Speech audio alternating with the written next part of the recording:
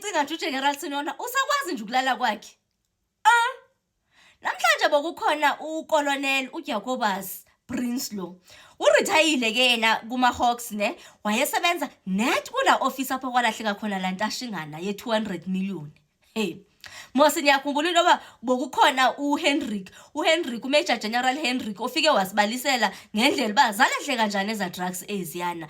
Xa ke thetha semva zibijolo zakhe ngathi uyamsona uGeneral Sinona. Hayi ke nalo ugxininisa nekulantu bithethwa nguloya lowana uza nayo kahle lento ba zafika kanjani ezintashingana pha kubo.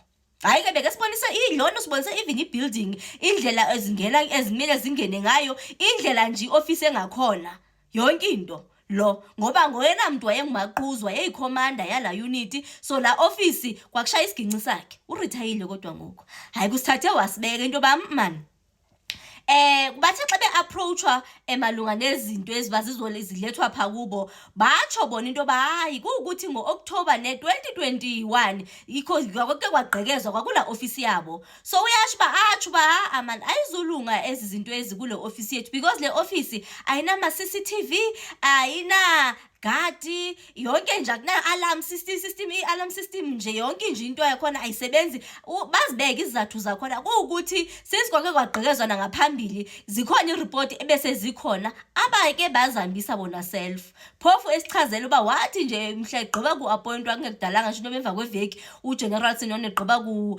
appointwa as head yama Hawks wafuna ubadibanisa bonke wafuna nje into meeting nje yenye speed esidibene nokungcama efuna ukuzazisa kubo bonke so ke ngoku xa bekuziswa lento lena ayitsho ngathi ke uGeneral Sinona apha ngendlela akathetha ngayo ukolonel lieutenant colonel lona uthetha ngokungathi ebesebenzisana nomnye ubrigadier okuthiwa nguNyuswa so uthi azame ukuyitsho ke lonto leyo hayi ke ingathi ke because abanase incam umuntu omkhulu kaloku lona ngokuGeneral Sinona abanayo ncamisei bafethu kuze kukhona nomcimbi ingathi ke apho kuze kuthiwe khona kwaze kwatsho ningayithi vu kwabanye into ba yinto lento esiyigcine apha hayi ke kuthe xa bengathi banyanzelisa ke phansi kwa yonke izizathu babezibeka bona into ba ayizulunga kwaze wakhona nomnye uchief wakhona wake watsho wathi izaba problematic into banilethe lento efana ezinje apha ukuthi isecurity salapha asikho tight ncam ePort Shepstone hayi ke banyanzelisa into bamaziziswe apha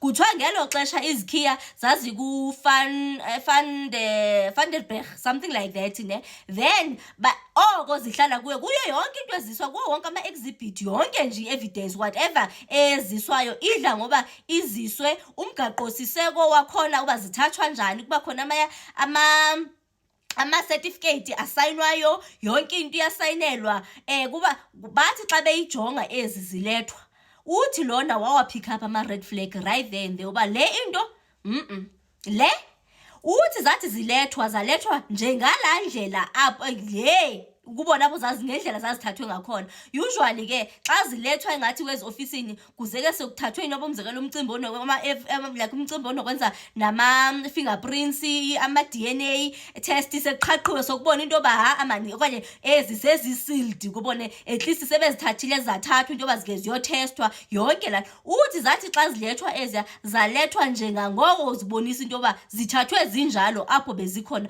zafika zazothiwa deeper uthi beyichilo into ba i-security yalapha iyantenga waze watsho wathi ngathi abakho i-building yaba ayikho kude nelikhwanyana ayikho kude nanemoshari uthe nje xa kutsho ndaqoma baphinde balethe umcimbi ofana nalo so uthi ke ngoku xa begqiba kuzishiya ezi zinto ezi isikhiya wasifuna ngakuye ngathi sabazi zombini kuthiwa ziyi2 izikhiya zoyi2 izikhiya zathathwa ingathi ngubrigadier Nyuso basheka bengenazikhiya zale ndawo yakhona into ethi bazamane besiza inyoba xa bechayisa after hours bemane bezozijonga phansi koba kungena security ke phofu phipha so waze watsho wathi futhi including umcimbi onokwenza like ne-alarm njoba ingasebenzi as a result xa into kumzekelo kune-breaking pha weekend akuzuba lula into yoba pick up anything until the following Monday because ba-short staffed phayana phansi ke phofu kwale unemployment engakabafethu babe bese short staffed so ba-short staffed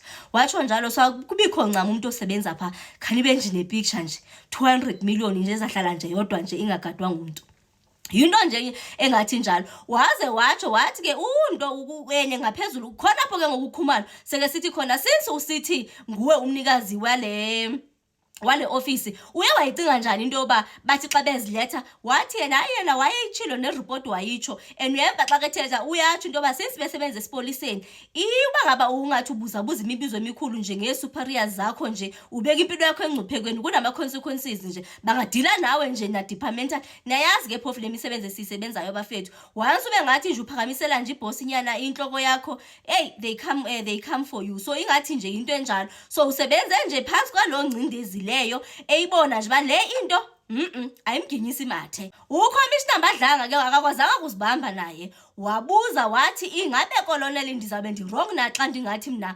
ndisola ukulahlekela kwezi drugs ezi ndisola ii-members zonezi zama-Hawks.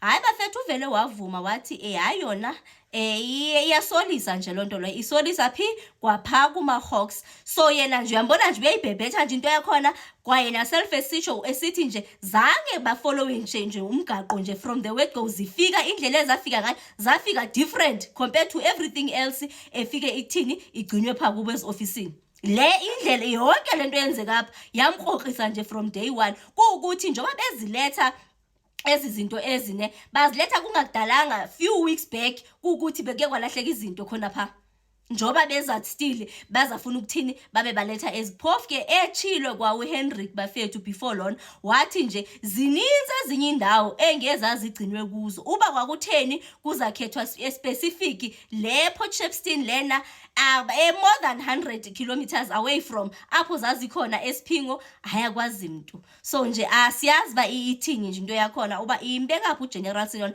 ngoba ipicture nje abafike bayipainta apha hayi ingathi yenza uGeneral Sinona abe ngumsolwa walentashingana wezintashingana bafethu yayibona lento lona yona kodwa enamahapha bafethu kukhona enye ibhasi abayenzile ne apho kufike khona ibhasi kwaze kwafunyana kwa-interceptwa i-drugs ezi-worth 13 million okubonakala ingathi bezifakwe ebhasini ibhasi yakhona ingathi brand new ke ne ifika nje nazo khona phaya kuye-harbour eDurban ingathi ke ziplantwa apha kuma-Econ ngithetha ngento nje entsha nangoku phansi koba kwa uHendrick efike wasixelela ngoba kukhona nje ilab nje i-chemistry place nje obona into yoba leyana ngeye-scientist nje ibiseLimpopo yena apho bathi babhasta khona ama-drugs aworth 2 billion bafethu kanti into lento efuna into baba abantu abafuna ukutshabalalisa isizwe sethu kangaka because abona abantu abadla yonke lento abakhuma yonke lento leyo more than abathengisi aba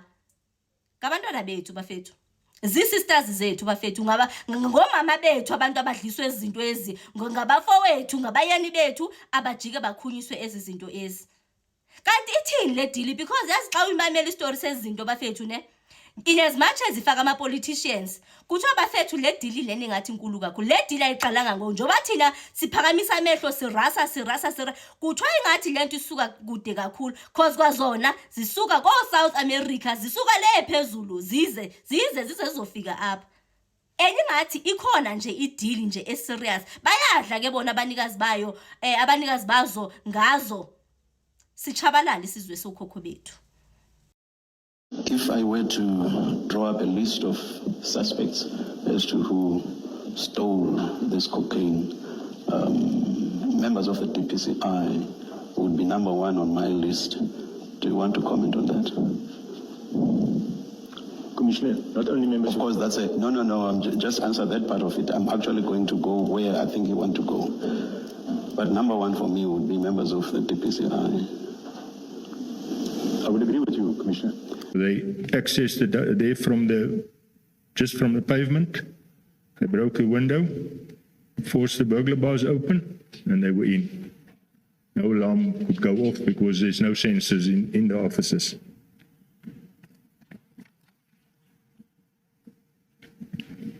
And when do these incidents normally happen? During the day? Or?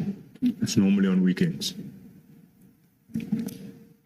Okay, please proceed. Is this the incident where they took 3 laptops? That's correct, Your Worship. Commissioner, then we look at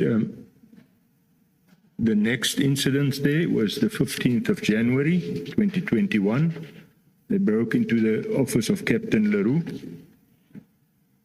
Now, if we go back to that photo one, the window just on the right of Warrant of Zoon's windows, they broke in there. Exactly the same modus operandi. They broke a window, forced open the burglar bars.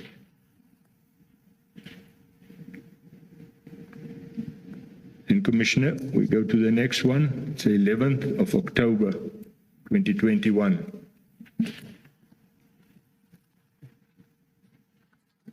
If we go to page 4, photo 4 of that same album.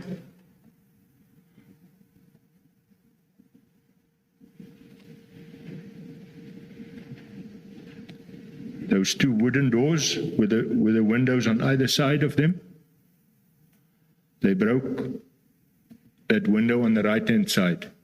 They smashed that window. There's two windows there. They smashed the left one of the two windows with a brick, and they tried to force open the burglar bars, but they failed. Just so that we're clear, so on photo 4, there's the big door that we can see and the small door with the where you had said you had put the exhibit. It seems to have some stairs. Those two, if you come down from those stairs, which is it, the first window or the second window that you're talking about? It's the window closest to the door. That leads to a small kitchen there in that passage. I'm saying if you go down the stairs, I just want to locate it so that we understand. Is it the after? Is it before? Is the one before you reach the door, or is the one after the door? One before you reach the door. Thank you.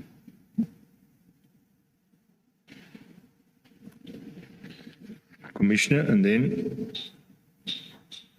the last break-in was the 8th of November 2021. That's when the exhibits were stolen there from the office. Can I just try to understand, Lieutenant Colonel, when the 11 October 2021 break-in happens, you know that you've got a consignment of cocaine in this building, because the earlier break-ins, you had nothing substantial in there. But the 11 October 2021 break-in happens, you are responsible for the building because you are the boss there. The consignment does not belong to you. You say it's a Durban case, it's not your case. What steps did you take to say to these people, I can't keep your stuff here because it's clearly not safe? There has been an attempt to break in. I don't know if the people who tried to break in wanted to steal this cocaine. There's something valuable here, and I no longer believe that it's safe to keep it here. So before we get to issues of lawful instructions from superiors, you are responsible for this building, and there's an attempted break-in, and you know that you have exhibits that are worth at least 200 million. What steps do you take to increase the security or to say, I can't keep this thing here, it's not safe in my office? Commissioners, I reported to Brigadier Newswa. He asked me for progress report, for actual report on the break-in. Everything was provided to them at the provincial office.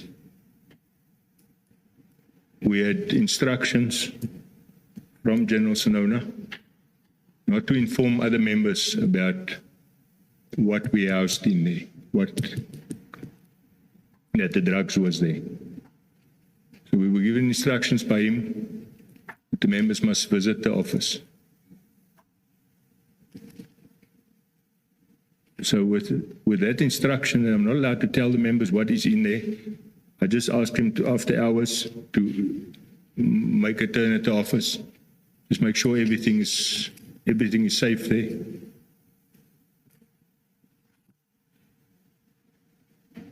But you didn't say either we increase security or you take your consignment because it's not safe in my office. You did not do that. I did not do that, Commissioner.